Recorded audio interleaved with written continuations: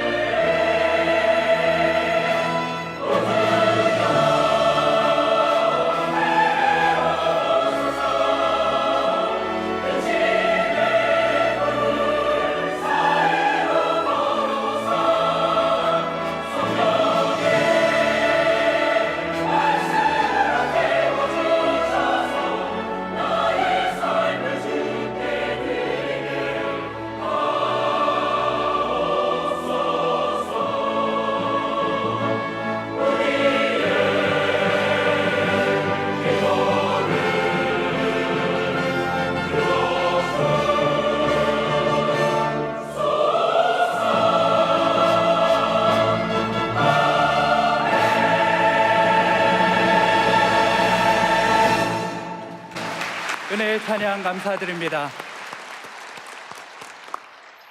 이제 성경 말씀을 봉독하겠습니다. 오늘 우리에게 주시는 하나님의 말씀은 마태복음 27장 27절로 32절까지의 말씀입니다. 제가 가지고 있는 성경은 신약 성경 50페이지입니다.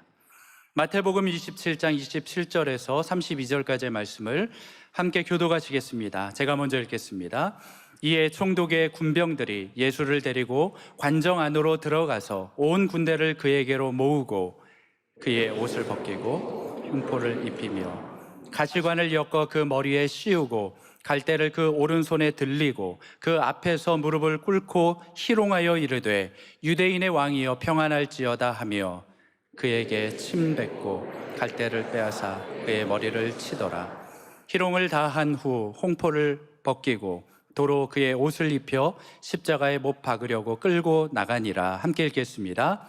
나가다가 시몬이란 구레네 사람을 만나매 그에게 예수의 십자가를 억지로 지워가게 하였더라. 아멘.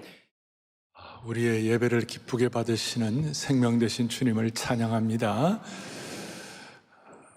오늘 여러분들이 들어오시면서 찬양대 뒤에 있는 새로운 호흡 믿음 보고 2.0 이렇게 되어 있는데 옆에 있는 그 디자인이 좀 바뀌었는데 뭐죠 저게? 벚꽃이 말이죠 만개한 것입니다. 아주 그냥 이번 주부터 우리 대한민국의 꽃대고를 이루게 될 것입니다. 봉우리로만 있는 것이 만개한 것처럼 오늘 우리의 신앙과 또 믿음과 또 영적인 은혜가 오늘 만개하는 그런 축복이 있으면 좋겠습니다. 영혼의 봄동산을 경험하시기를 바라고, 오늘 359명의 우리 성도들이 학습 세례 입교를 하시는데, 우리 359명의 모든 학습 세례를 받는 모든 분들도 생명의 봄동산을 경험하시기 바라고, 또 오늘 이 예배에 참석하신 모든 성도들 한 명도 그냥 돌아가지 마시기를 바랍니다. 오늘 말씀의 제목은 억지로라도 십자가를 질 때 어떤 일이 벌어질까. 여러분 잘 익숙하지 않는 성경의 인물 한 분을 앞에 놓고 좀 집중해서 말씀을 드리고 세례식을 거행하도록 하겠습니다. 오늘 본문의 32절에 구레네 사람 시몬이라는 이름이 나옵니다. 구레네 사람 시몬. 그래서 제가 이제 약칭으로 구레네 시몬 그렇게 하겠습니다. 이 구레네 사람 시몬이라는 사람은 예수님의 십자가를 억지로 지고 간 분이었어요. 갑자기 로마 병정의 어떤 강제적인 명령에 의해 가지고 갑자기 억지로 십자가를 졌다가 억수로 은혜를 받은 사람입니다. 아주 억지로 부담스러운 십자가를 졌다가 억수로 축복 은혜를 받았습니다. 오늘 이 자리에 여러분 구레네 시몬처럼 억지로 왔다가 놀라운 은혜를 받고 돌아가시기를 바랍니다.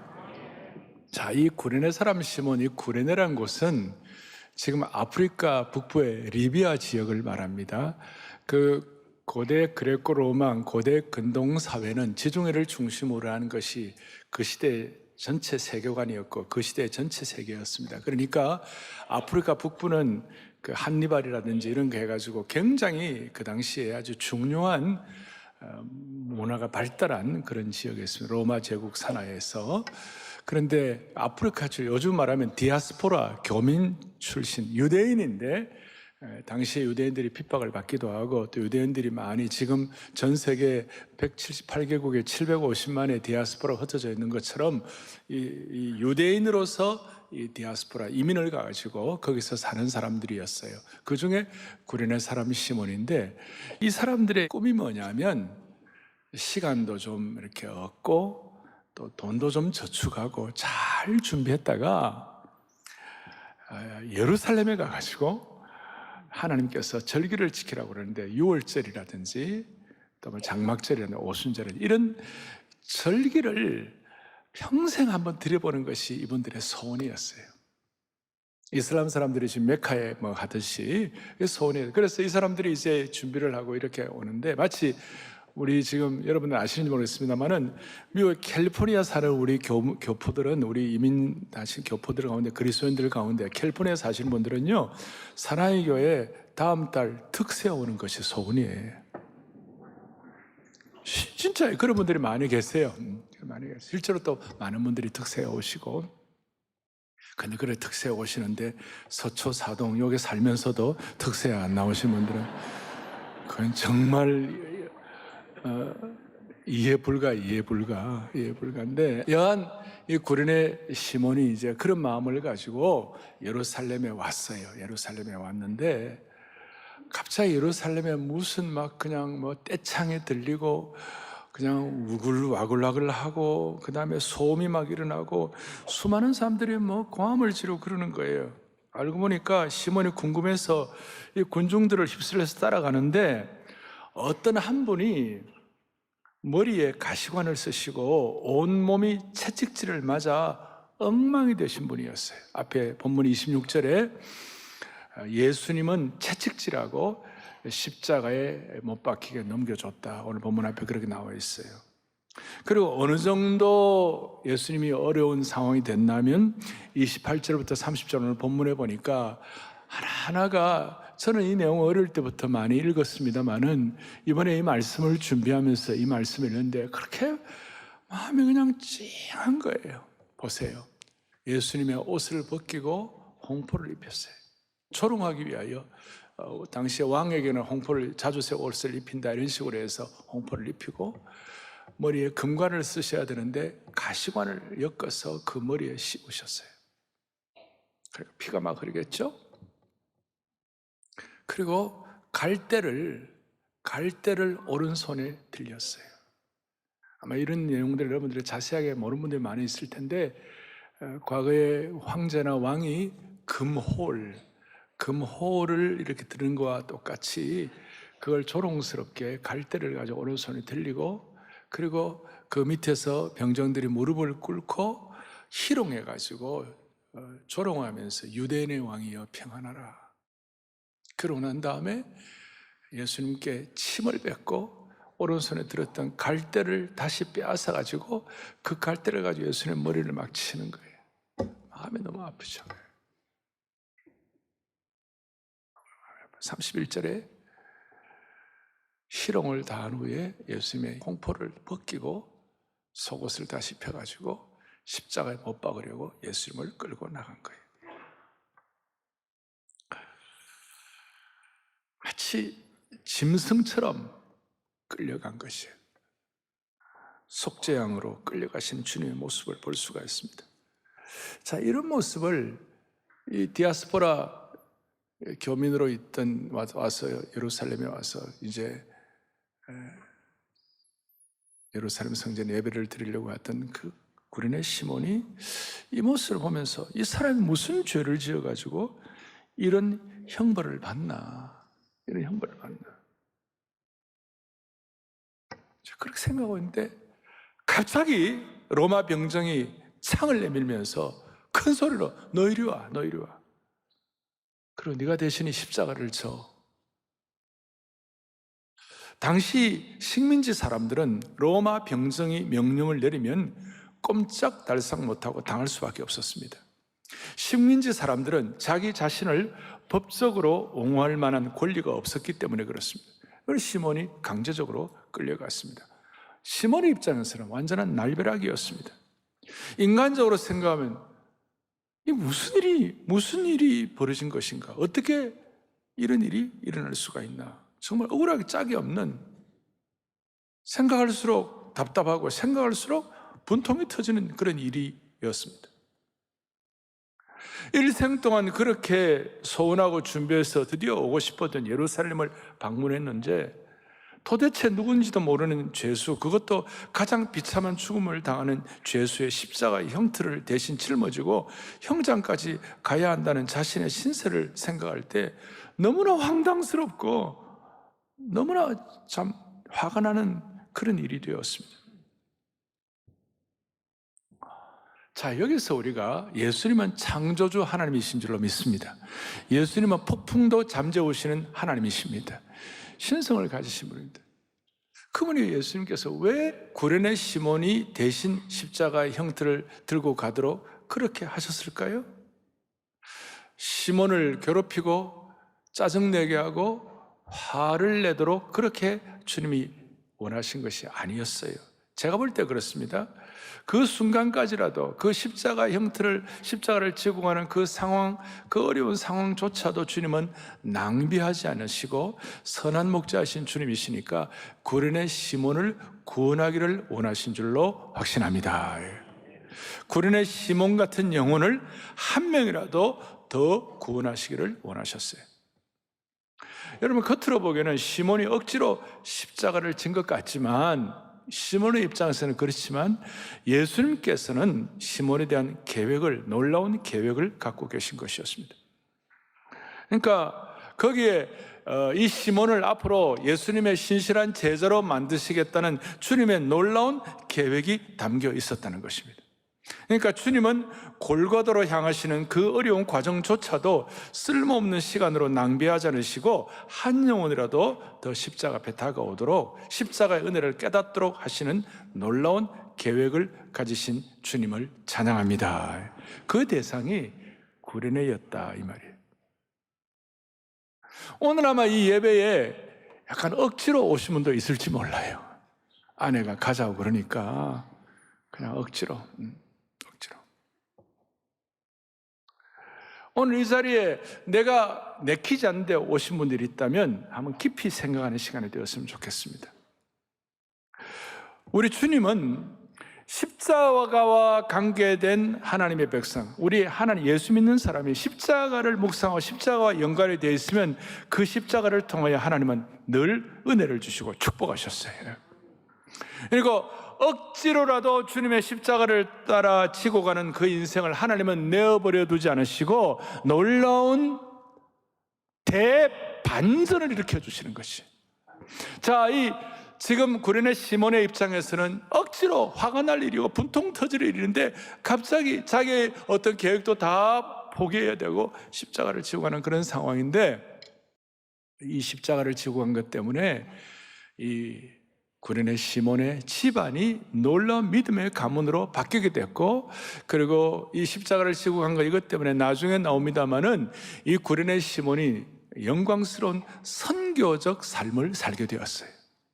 제 얘기가 아니고 로마서 16장에 보면 바울이 뭐라고 얘기해요? 바울이 로마서 16장 13절에 같이 보죠. 주 안에서 택하심을 입은 루포와 그의 어머니에게 문안하라. 그의 어머니는 곧 내 어머니니라. 여기에 루포에게 이 바울 사도가 마지막 16장에 믿음의 영적 지도자들, 특별히 로마 교회 지도자들 가운데 루포와 루포의 어머니에게 문안하는데, 루포의 어머니는 내 어머니라 그랬어요. 그럼 이게 무슨 의미가 있는가? 이것이 그냥이 아니라 마가복음 15장에 보면 무슨 말씀이냐? 마가복음 15장 21절에 같이 보겠습니다. 마침 알렉산더와 루포의 아버지인 구레네 사람 시몬이 시골로부터 와서 지나간데 그들이 그를 억지로 같이 가게 하여 예수의 십자가를 지우고 그러겠습니다. 여기 보니까 마가복음에도 이 구레네 시몬을 억지로 십자가를 지게 하고, 나중에 누가복음에도 같이 나오는데 누가복음에는 이 사람을 붙잡아가지고 꼼짝 못하게 십자가를 지고 갔다는 그 강조성이, 그 아주 강조적인 말이 담겨 있는데, 억지로 붙잡아가지고 십자가를 지고 가게 했는데, 이 구레네 시몬이 누구냐? 알렉산더와 루포의 뭐예요? 아버지다. 그러니까 알렉산더와 루포의 어머니에게 문안하라 바울이 얘기했을 때 그 내용은 뭐냐면, 로마의 영적 지도자가 알렉산더와 루포가 로마의 영적 지도자이고, 그 지도자의 어머니가 바울의 어머니와 같은 그런 대우를 받을 정도의 믿음의 놀라운 가문이 되었다는 것입니다. 우리 흔히 말하는 믿음의 명문 가문이 될 수가 있었다는 것입니다. 초대교회에 큰 영향을 끼치게 된 것입니다. 시몬이 억지로 십자가를 졌는데 시몬의 아내와 시몬의 아들 알렉산더와 루포 온 가족을 믿음의 놀라운 가문으로 만들어주신 주님을 찬양합니다. 처음 말씀드렸습니다마는 억지로의 부담을 억수로의 축복으로 바꾸신 주님을 찬양합니다. 오늘 이 자리에 아내의 특별 요청이나 억지로 온 분이 있을 거예요.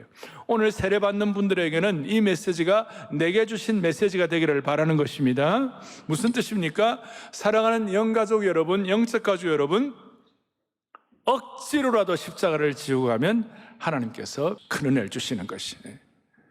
젊은이들은 십자가 지고 가라 그러면 이렇게 십자가를 달고 있다가 십자가 지고 가라면 이걸 뒤로 딱 넘깁니다. 이렇게. 그런 게 아니고, 여러분 신앙생활 하다 보면 힘들 때도 있고 힘이 빠질 때도 있습니다. 오죽하면 내 주를 가까이 하게 하면 십자가 짐 같은 고생이나. 저희 부친 모친도 주님 섬기면서 어떨 때는 어려워가지고 두 분이 손잡고 창가에서 찬송을 하는데, 내 주를 가까이 하게 하면 십자가 짐 같은 고생이나. 신앙생활 예수님 믿는 거 그렇게 만만한 건 아니구나. 어릴 때부터 저는 그 실감을 하고 있었어요. 쉬운 거 아니에요. 그리고 그 고생이 이유를 모를 때가 있습니다.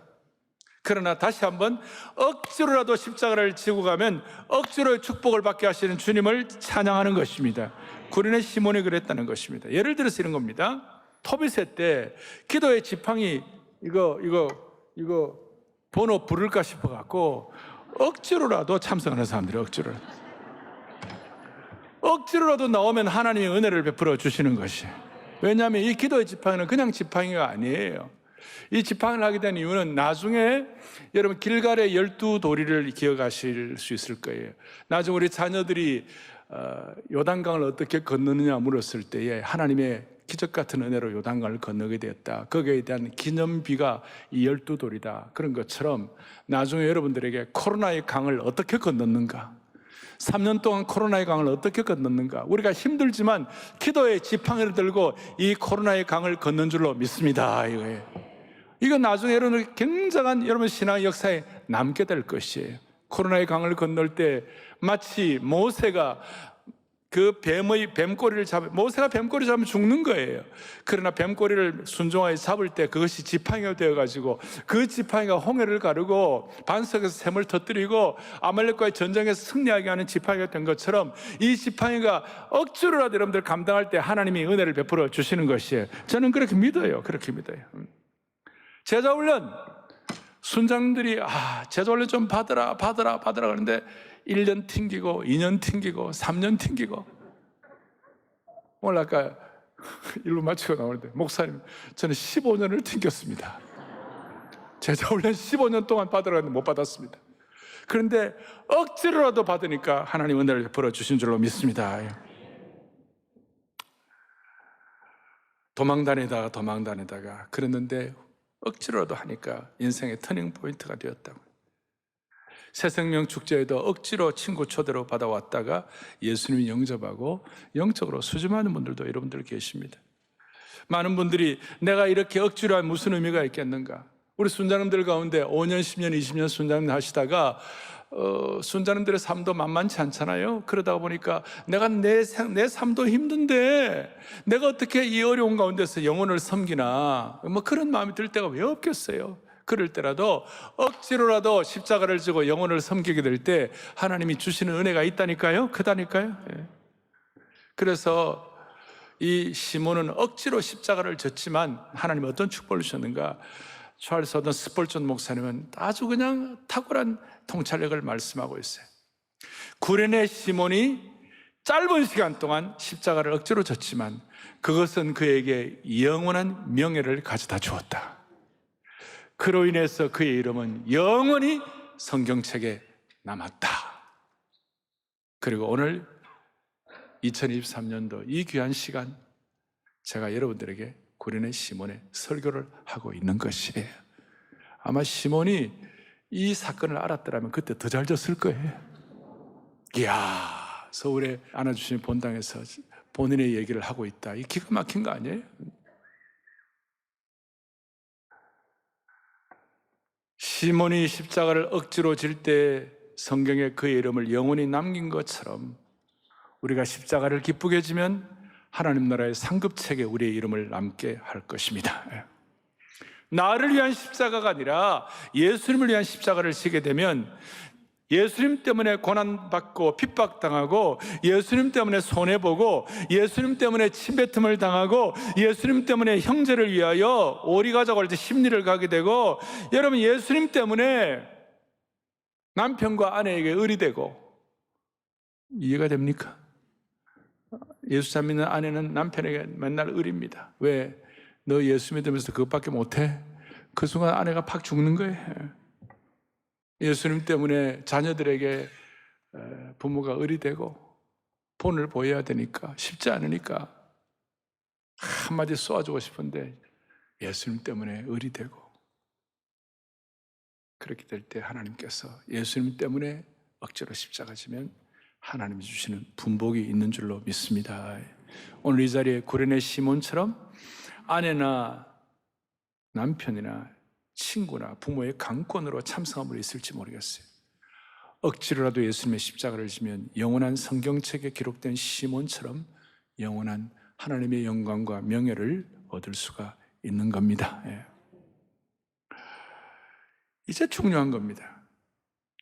여러분 12제자들 다 어디 갔습니까? 3년 동안 예수님과 함께 훈련돼서 12제자 다 어디 갔으며 주님이 특공대처럼 키운 70인 전도대는 다 어디 갔고 다 어디 갔습니까? 동지들이 많았는데 예수님께 자원해서 십자가를 지겠다고 하는 사람이 한 명도 없었습니다. 3년 동안 훈련받았던 시몬 베드로, 똑같은 이름이 시몬이에요. 시몬 베드로와 다른 제자들이 다 도망가고 멀리서만 멀찍이 보고 있었는데 멀리서 아프리카에서 온 구레네 시몬이 십자가를 대신 진 거예요. 여기에 하나님의 독특한 섭리가 있는 것입니다. 같은 시몬인데 수석 제자 시몬 베드로는 예수님을 부인하고 무명의 교포 시몬은 십자가를 대신 진 것입니다. 왜 그랬을까? 하나님의 어떤 깊은 뜻이 포함되어 있는가? 여기에 하나님의 선교적인 섭리가 들어있는 것입니다. 왜냐하면 구원의 복음이 유대 지역에 있는 베드로 같은 사람에게만 필요한 것이 아니라 아프리카를 상징하는 구레네에도 구원의 복음이 필요한 것이었습니다. 선교적 측면에서 이렇게 하나님께서 계획하신 것 때문에 오늘 구레네 시몬이 십자가를 진 것 때문에 나중에 오순절 성령 강림 이후에 사람들이 막 성령의 역사가 있으니까 그 대인 언어로 그 각 지역에서 뭐 구레네면 구레네 출신, 또 뭐 여러 뭐 사이프러스면 사이프러스 출신, 이런 지역의 그 언어로 막 그 하나님 말씀이 막 들리는 거예요. 그 구레네 출신에 대한 그 축복이 아마 이 구레네 시몬이 가진 신앙적 은혜 때문에 영향을 끼쳤기 때문에 그런 것이 아닐까. 안디옥 교회에서, 안디옥 교회가 이방인들에게 복음을 전하는 첫 교회가 됐는데, 이 안디옥 교회의 무명의 전도자들 가운데 구레네 출신 그리스도인들이 있었고, 또 안디옥 교회에서 바울과 바나바를 선교사로 파송시킨 그 키맨들 가운데 루기오가 구레네 교포 출신이었습니다. 아마 이런 내용들을 볼 때에 구레네 시몬의 이런 십자가를 진 것 때문에 그 선교적 삶을 통하여 구레네에 영향을 끼침으로 이분들이 하나님 나라에 큰 영향을 끼치게 된 것입니다. 할렐루야. 사랑하는 형제 자매 여러분, 영가족 여러분, 억지로라도 좋고 떠밀려도 좋고 어떤 형편에서든지 오늘 시몬처럼 예수님의 십자가의 형장까지 따라가는 은혜가 있기를 바랍니다. 세례식을 통하여 우리를 위하여 피 흘리시고 우리의 죄를 짊어지시고 저주받은 죽음을 당하고 계신 그 주님의 발자취를 한번 오늘 따라가 보기를 바라는 것이에요. 지금 이 순간이 우리 사순절의 기간이니까 여러 가지 의미가 여기에 내포되어 있는 것이고, 다음 주일에 할 성찬, 오늘 세례식은 눈으로 보는, 그림으로 보는 하나님의 말씀이 되는 것이에요. 우리가 직접 체험하는 하나님의 말씀이 되는 것이에요. 제가 한 내용을 말씀드리고 말씀을 제가 마무리하려고 합니다. 기사 파라스라는 별명을 가진 아랍 추장이 있었어요. 이 아랍 추장은 큰 말대를 거느리고 큰 말대를 거느리고 사막을 횡단하던 중에 갑자기 저 멀리 물이 보이자 그냥 사막을 달리다가 갈증에 시달린 말대들이 그 물을 향하여 질주를 하기 시작했어요. 그런데 그 아랍 추장 파라스가 말들을 시험하려고 전투 신호를 알리는 나팔을 알렸습니다. 갈증에 시달려가 달려가던 말들 가운데 5마리 말만 다름질을 멈추고 전투 신호를 하니까 추장에게 돌아왔습니다. 이게 1635년에 있었던 얘기인데, 그때의 이 말들 가운데 지금 아랍의 최고의 종마들이 이 5마리를 통하여 나왔다는 것이에요. 갈증에 시달리던 말들이 그 생수를 앞에 두고도 주인의 나팔 소리에 순종하는 이유가 무엇일까요? 일순간에 물로 갈증을 채우는 것도 좋지만 억지로라도 주님의 나팔 소리의 명령을 따르는 것이 결국 자신에게 최고의 복이 된다는 것을 이 말들이 경험적으로 알았기 때문에 말들 가운데 탁월한 말들이 순종을 하게 된 것입니다. 우리는 이런저런 이유로 갈증에 시달린 말대들처럼 세상을 향하여 달려나가고 있습니다. 주일날 아침에 지난 한 주간 분주했으니까 오늘은 쉬고 그런 쉬고 싶은 마음이 꿀뚝 같을 때, 혹은 다락방에 있는 모임이 있는 날은요, 마음에 안 드는 순한 얼굴 보기가 싫어가지고 꼭 빠지고 싶을 때가 있어요. 그리고 혹은 친구가 벚꽃 구경 가자고 지내가자고 토요일 새벽에 기차표를 끊어놨다고. 그래서 우리의 마음은 갈증 있는 말들처럼 막 그쪽으로 달려가려고 그래요. 세상 안에 달려가라고. 이럴 때일수록 토비세에 나오라, 주일 예배에 가라고, 다락방에 가라고. 이거는 하나 제가 상징적으로 말씀을 드리는 거예요. 예를 들어 설명하는 것인데, 사랑하는 영가족 여러분, 오늘 주님의 나팔 소리를 쫓아 억지로라도 마음을 돌려서 주님께 올려드리면, 참여하면 하나님은 구레네 사람 시몬과 같은 은혜를 베풀어 주실 것입니다. 신앙은 누가복음 9장에 아무든지 나를 따르거든 자기를 부인하고 날마다 제 십자가를 지는 것이 신앙인 것입니다. 오늘 구련의 사람 시몬을 통하여 대반전을 일은 것처럼 선한 목자 되신 예수님이 피 흘리시면서 구련의 사람 시몬을 부르는 것처럼 우리도 21세기의 구련의 시몬이 되어가지고 부활주일날 하나님 앞에서 은혜 받아가지고 믿지 않는 자들을 향하여 우리가 초청하는 그런 역사가 우리 가운데 일어나기를 바랍니다. 기도하시겠습니다. 하나님 아버지, 오늘 주님의 고귀한 명령에 순종하여 한 분 한 분 세례를 받을 때에 인생의 비포와 애프터가 달라지는 새 차원으로 올라가는 시간 되게 하여 주시옵소서. 그 은혜가 억지로라도 십자가를 지고 정말 21세기의 시몬이 되어갖고 우리 모두가 다 선교적 삶을 살아가는 은혜를 받게 하여 주시옵소서. 억지로라도 기도의 지팡이를 들면 은혜 주실 줄로 믿습니다. 억지로라도 기도의 지팡이를 들 때에 억수로의 축복으로 바꾸어 주실 줄로 확신합니다. 오늘 세례식 함께 하시고 주님의 권능과 은혜의 시간 되게 하옵소서. 예수 그리스도 이름 받들어 간절히 기도 올리옵나이다. 아멘. 이제부터 학습과 세례식을 거행하겠습니다. 오늘 359명이 받으시는데 오늘 본당 또 별관 은혜 채플 또 방송으로 듣는 모든 분들을 마음으로 할 때 하나님께서는 신앙의 초심, 첫사랑 이것을 우리에게 다시 회복시키시고 희한하게도 여러분들의 삶을 짐을 주님이 벗겨 주실 줄로 확신합니다. 자, 이제 간증부터 듣고 우리가 세례식을 거행하겠습니다. 오늘 1부 예배도 귀한 두 분들이 하셨는데요. 2부 예배 우리 서영구 성도님 남 54세이시고 우경의 성도님 여 59세 우리 여성도님이신데 오늘 두 분이 나오셔서 간증을 나오실 때 우리 박수로 환영하겠습니다. 수고해 주십시오.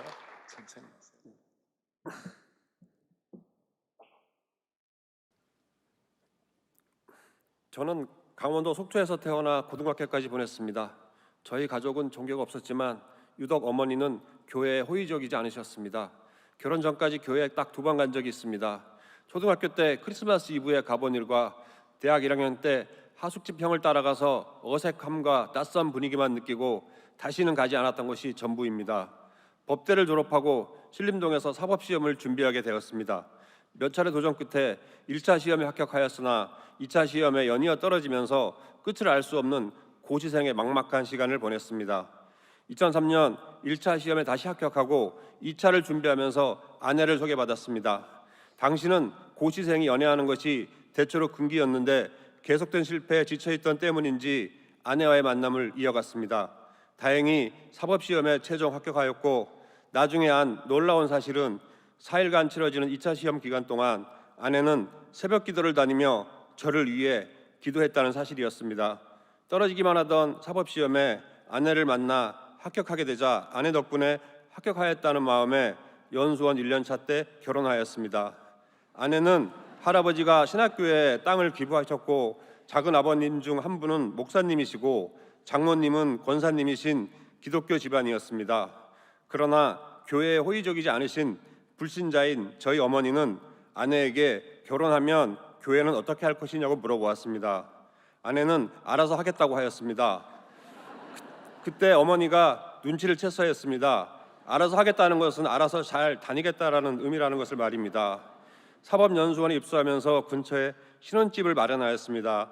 연수원 2년차에 첫 아이가 생겼고 아내는 태명을 다니엘이라고 하였습니다. 텔레비전에 나오는 다니엘 해니는 알고 있었는데 정작 다니엘이 누구인지 저는 몰랐습니다. 출산교실에서 태명을 말하니 다들 교회 다니냐고 물어보시길래 이후에 비로소 다니엘이 누구인지 알았습니다. 하지만 청천벽력 같은 일이 일어났습니다. 다니엘이 태어난 지 한 달 만에 우리 곁을 떠나게 된 것입니다. 건강하게 태어났는데 산후조리원에 있는 동안 갑자기 안 좋아졌고 중환자실에 입원한 지 얼마 되지 않아 다시는 볼 수 없게 된 것입니다. 저는 나름 착하게 살았는데 왜 나에게 이런 일이 일어났는지, 왜 하필 나인지 모든 것이 원망스러웠습니다. 이루 말할 수 없는 고통의 시간이었습니다. 자식이 죽으면 가슴에 묻는다고 합니다. 지금도 문득문득 하얀 포대기에 쌓인 다니엘의 얼굴이 떠오르면 가슴이 미어집니다. 사법연수원을 수료하고 소초동에서 일하게 되었습니다. 방배동으로 이사하고 강남역에 있는 사랑의 교회 문을 두드렸습니다.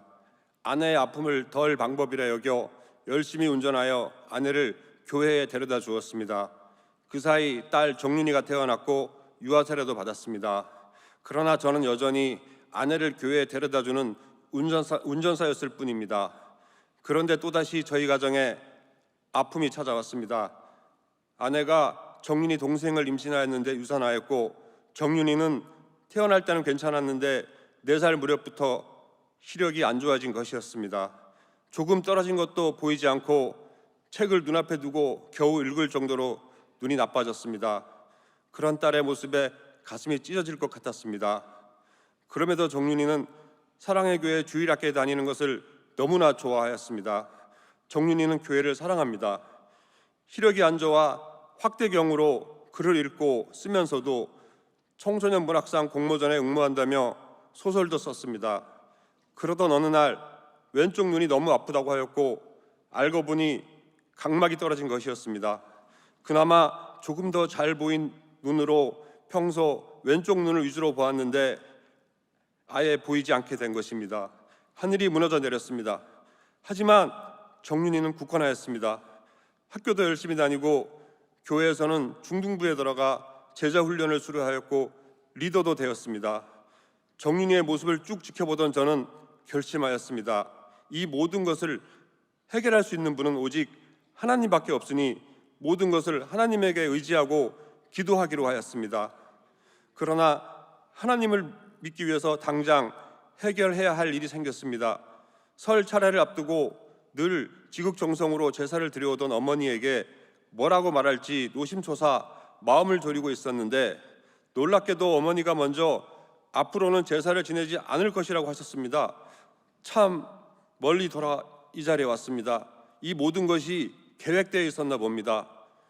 이제 저는 더 이상 아내를 교회에 데려다주는 운전사가 아닙니다. 저는 주일 아침 일찍 일어나 안아주심의 본당에 앉아 기쁨 가운데 찬양하며 예배를 드리는 예배자가 되었습니다. 그렇다고 지금 당장 정윤이의 상황이나 저를 둘러싼 여러 문제가 해결된 것은 아닙니다. 하지만 엘리야가 얼굴을 무릎 사이에 놓고 사환에게 7번이나 동쪽을 바라보게 하였듯이 저는 반드시 하나님이 응답하실 줄 믿고 오직 주님만 의지하고 기도합니다. 하늘에 계신 아버지, 저의 삶을 온전히 하나님께 맡겨드립니다. 아멘.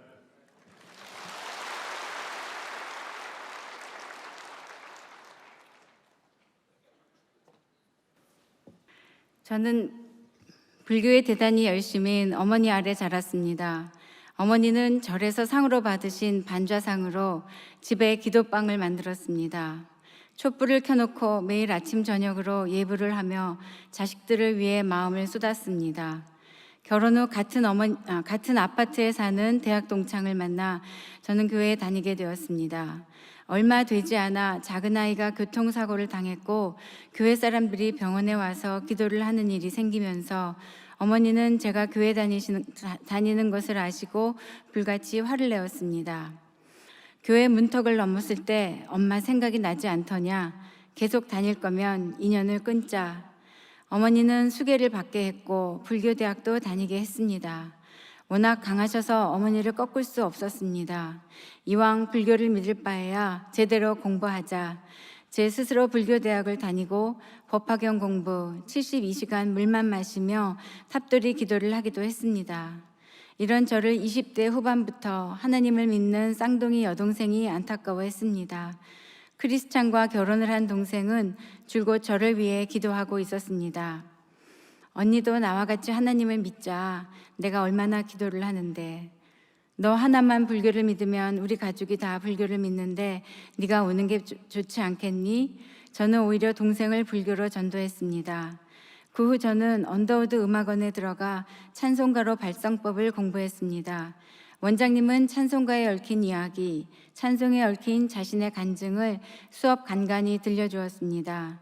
중학교 때 미션 스쿨을 다녔고 대학교에서 채플, 기독교 개론 수업을 들었기 때문에 찬송가를 부르는데 거부감이 들지 않았습니다. 찬송가를 부르며 눈물을 흘렸던 그 시절 추억에 잠기곤 했습니다. 수업 시간에 들은 은혜의 말씀들이 가랑비에 옷 젖듯 마음에 스며들었습니다. 1년 후 여름 특강을 듣다가 주님과 함께라는 곡으로 시험을 봤습니다. 주님과 함께 걷는 길은 멀고도 가까워. 주님과 함께 걷는 길은 고통도 기쁨으로 변했네. 나는 어느새 주님을 닮아가. 미처 노래를 마무리하지 못했지만 마이크에 하나님 감사합니다. 노래하면서 감동의 눈물이 흐르는데 감출 수가 없었어요. 라는 말을 하고 내려왔습니다. 모두 눈물을 흘리며 위로와 격려의 말을 해주었습니다. 나중에 알고 보니 불교 신자인 저는 들을 수 없는 수업이었는데 이 모든 것이 저를 전도하기 위한 원장님의 특별한 계획이었습니다. 초신자였던 저는 제가 뿌리내릴 교회를 간절히 찾고 있었습니다. 친구 따라 사랑의 교회에 오려고 서초역에 내려 계단을 오르는데 한 사람과 눈이 마주쳤습니다. 계단에서 전도단 활동을 하던 초등, 고등학교 동창이었습니다. 그 친구의 인도로 교회 등록을 했고 다락방에 들어갔습니다. 그 친구는 지금 저희 순장님입니다. 친정아버지는 소천하시기 전 영접 기도를 하셨습니다. 힘차게 아멘을 하시면서 내 어머니가 불교인데 이래도 되나 하는 말씀을 하셨습니다. 걱정하지 마세요. 어머니도 예수님 믿으실 거예요. 96세 연로하신 어머니는 요양원에 계십니다. 코로나로 자주 뵙지 못했지만 어머니 역시 아버지처럼 예수님을 나의 구주로 고백하시기를 간절히 기도하고 있습니다. 저를 구원해 주신 것처럼 남편, 두 아들, 며느리도 구원해 주실 것을 믿음으로 보고합니다. 새로 시작한 저희 두 번째 삶, 하나님께서 인도하시고 책임져 주실 것입니다. 감사합니다.